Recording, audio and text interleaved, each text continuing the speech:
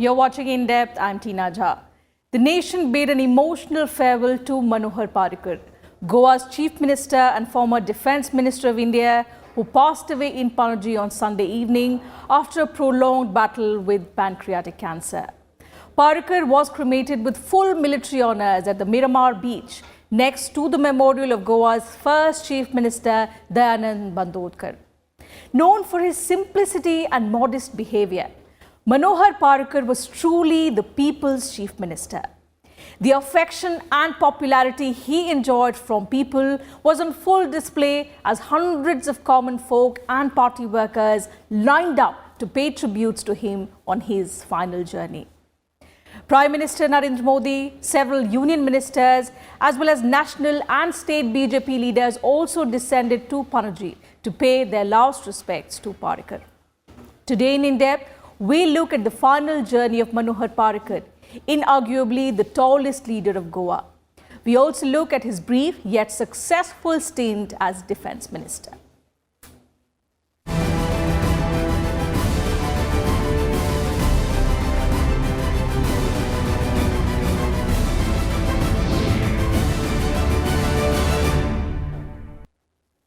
The Chief Minister of Goa and former Defence Minister Manohar Parrikar passed away at his residence in Panaji on Sunday after a prolonged illness. The funeral procession of Manohar Parrikar began in Panaji on Monday, with thousands joining the cortege to bid him a fond farewell. The mortal remains were kept in a flower-decked hearse which left the Kala Academy for the Miramar beach, where the last rites were to be performed. The affection and popularity that Parrikar enjoyed among ordinary Goans was on full display as hundreds of common folks and his party workers lined up to pay tributes to the Chief Minister. Parrikar was accorded state funeral with full military honours at the Miramar beach. Party dignitaries were present to pay their last respects.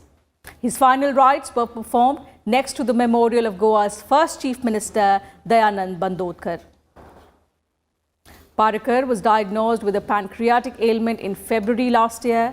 Since then, he received treatment at various hospitals across Mumbai, New Delhi, Goa, as well as the United States of America. Earlier in the day, Prime Minister Narendra Modi, as well as Defence Minister Nirmala Sitharaman and Goa Governor Mridula Sinha met the family of Manohar Parrikar in Panaji. They paid respects to the departed leader at Kala Academy. Prime Minister Modi offered his condolences to the two sons and daughters-in-law of the late leader. Parrikar's mortal remains were kept at the state BJP headquarters in Panaji. Union Ministers Nitin Gadkari and Shripad Naik, as well as MP Narendra Savaikar, Union Minister for Commerce and Civil Aviation Suresh Prabhu, Union Ministers Smriti Irani and Shripad Naik, as well as other senior BJP leaders also paid their last respects to the departed leader. Thousands gathered on the streets of Panaji to catch a final glimpse of Parrikar, whose mortal remains were kept at the Kala Academy. The centre announced national mourning following the death of Manohar Parrikar. The national flag is flying at half-mast across the country. The state government also declared a one-day holiday and 7 days of mourning from 18th March to the 24th.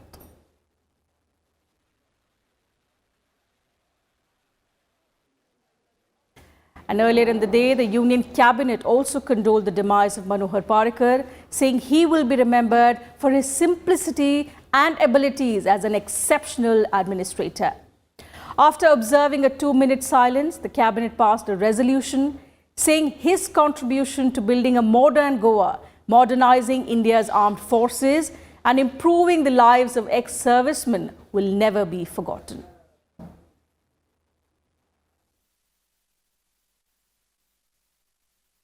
President Ramnath Kovind expressed grief over the passing away of Manohar Parrikar.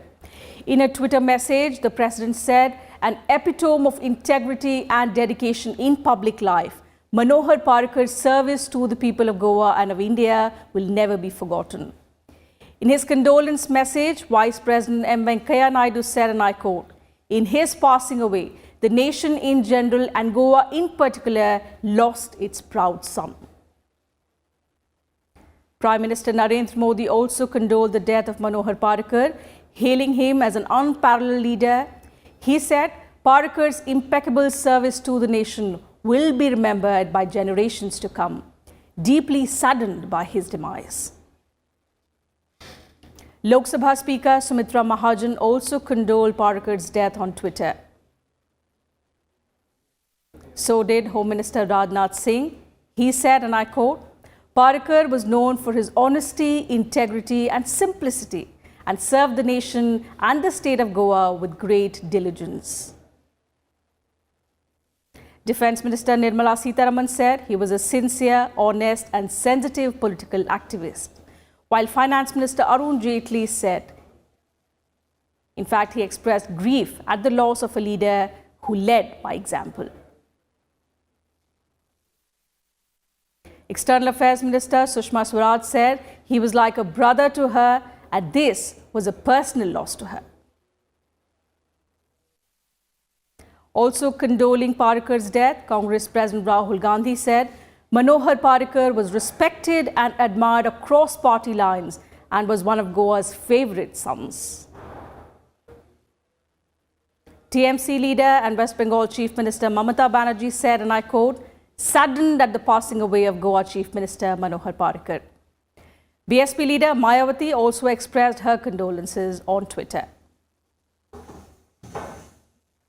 In his condolence message, Samajwadi Party leader Akhilesh Yadav said, "Parrikar's contribution to political life will always be memorable," while TDP leader and Andhra Pradesh Chief Minister N. Chandrababu Naidu also expressed his condolences.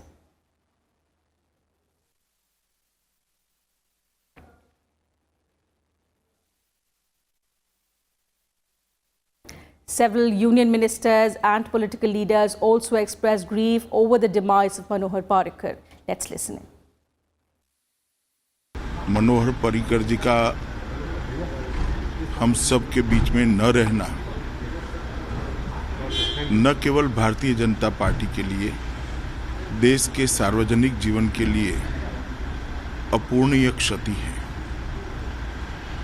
बचपन से एक कार्यकर्ता के नाते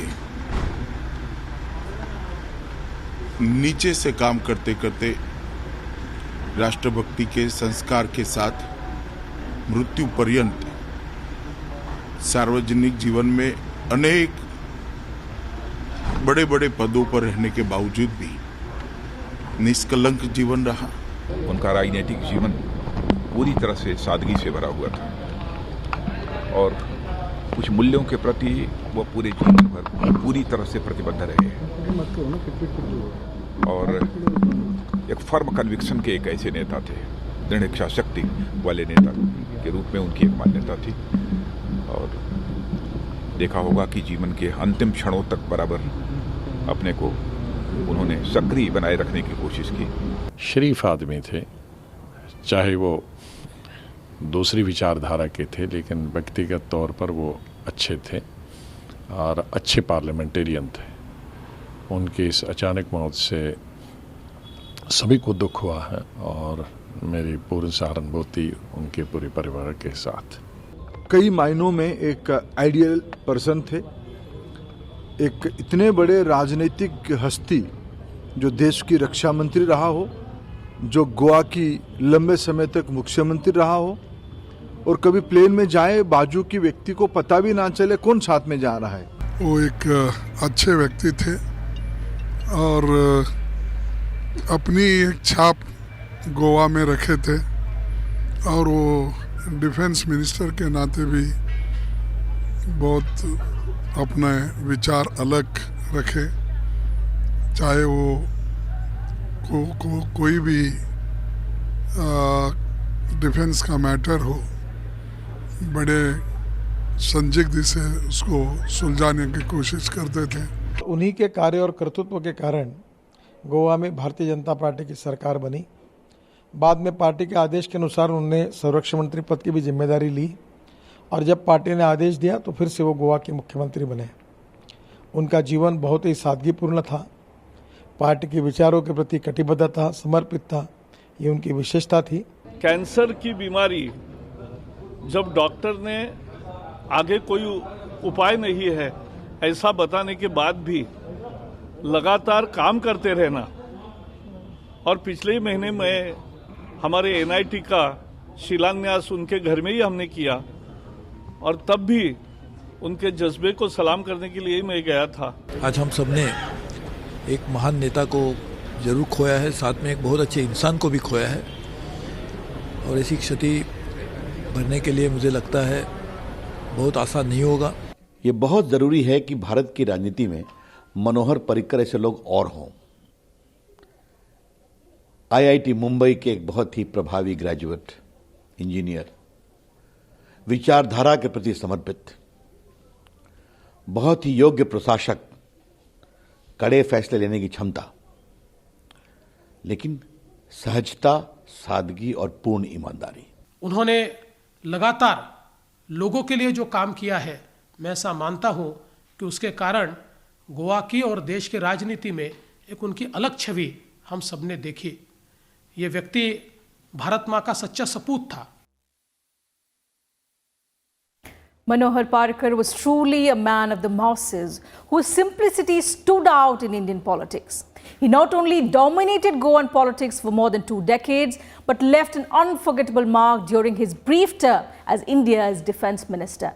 He was the first IIT graduate to become an MLA, before going on to become a technocrat Chief Minister. Let's take a look at the political journey of Manohar Parrikar.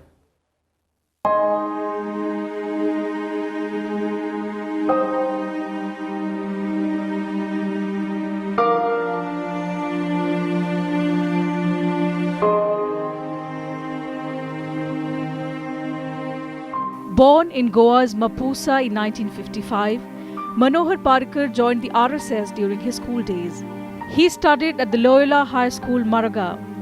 After completing his secondary education in Marathi, he went on to graduate in metallurgical engineering from the Indian Institute of Technology, Bombay in 1978.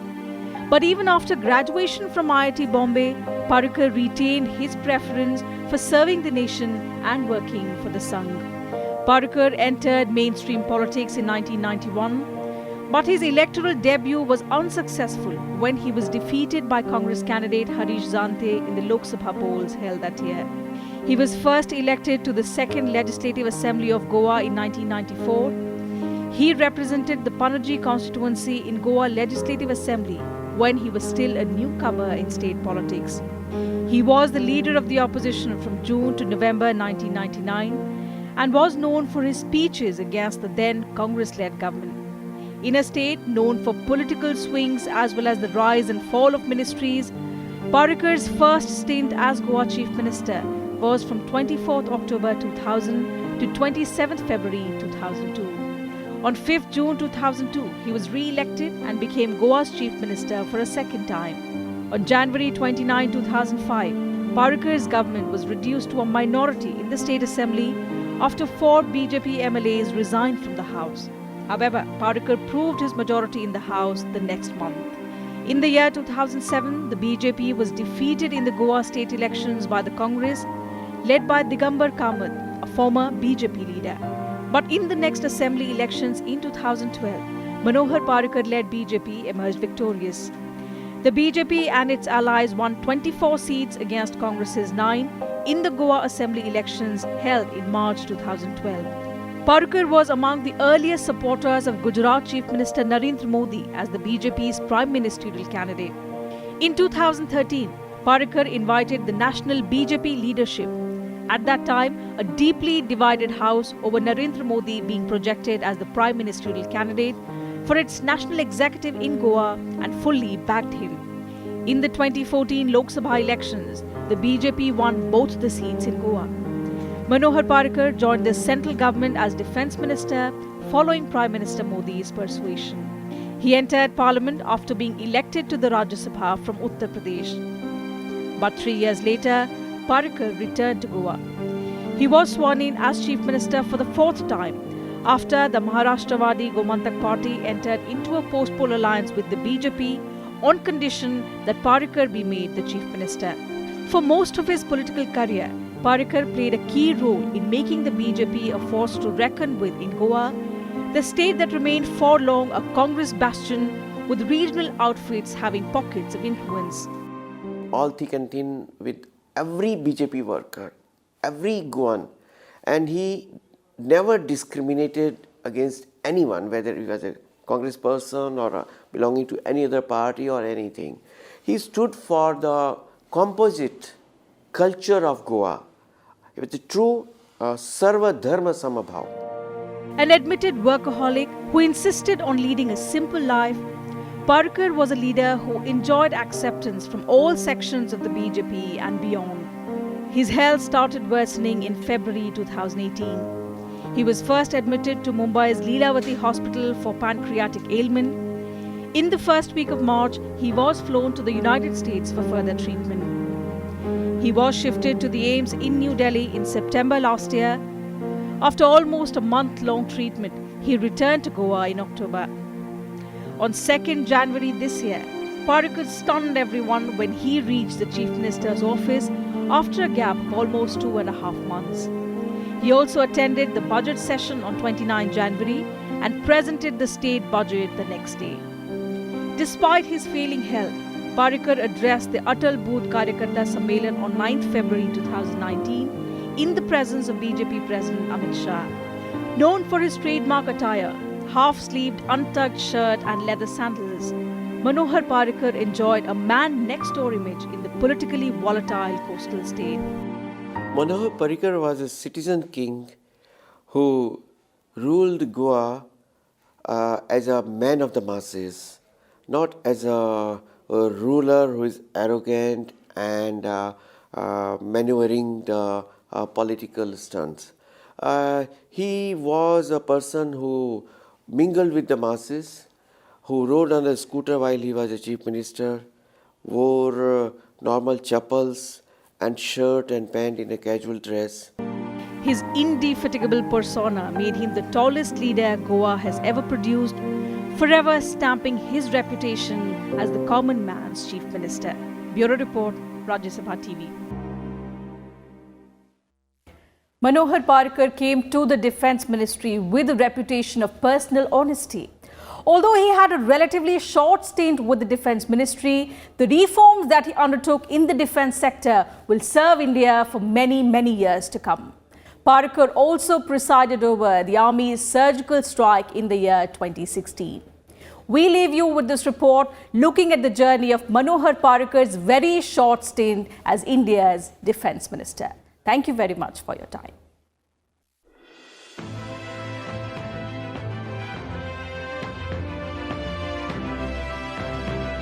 From November 2014 to March 2017, Manohar Parrikar had a short but eventful tenure as India's Defence Minister. In these 28 months, Parrikar stamped India's defence sector with an emphasis on indigenization. He ensured that a homegrown fighter jet joined the Air Force fleet, presided over the Army's surgical strike in 2016, and also initiated the Rafale fighter jet deal.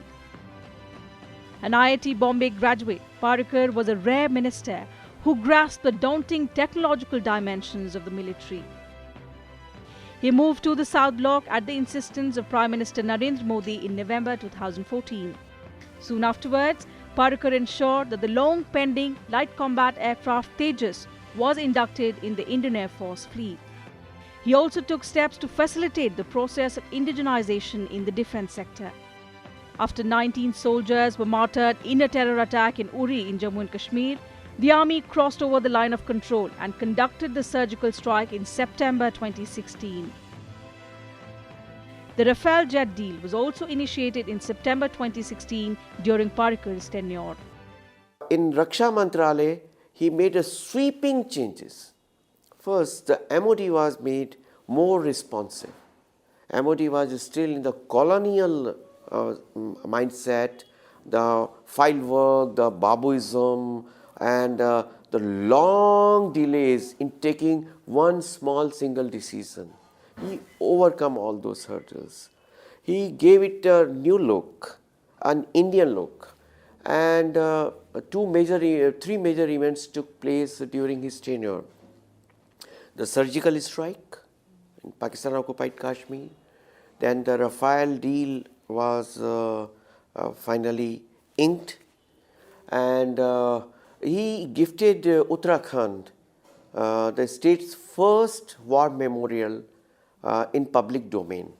The ex-soldiers were demanding for the last 36 years. He was very, very responsive with the day-to-day concerns, the problems and the requirements of our Jawans, all our tri-services, and that showed in the way he was a 24/7 Raksha Mantri.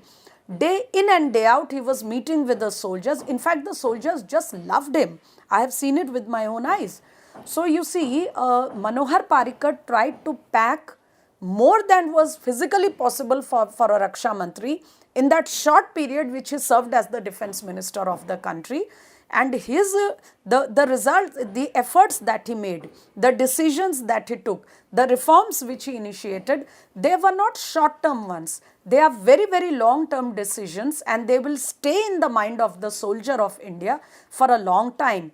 And the high point, I think, after OROP and all other initiating the purchases and quick decision making, I think the high point of his term as the Raksha Mantri was when he was heading the ministry at a time when, for the first time in our history, India conducted the surgical strike across the LOC to give a clear message to Pakistan that while we are peace lovers, we are not into warmongering. If you keep messing with our soldiers, we have the power and the leadership to go into your territory and attack you if you threaten our security. Manohar Parrikar came to the Defence Ministry with a reputation for personal honesty.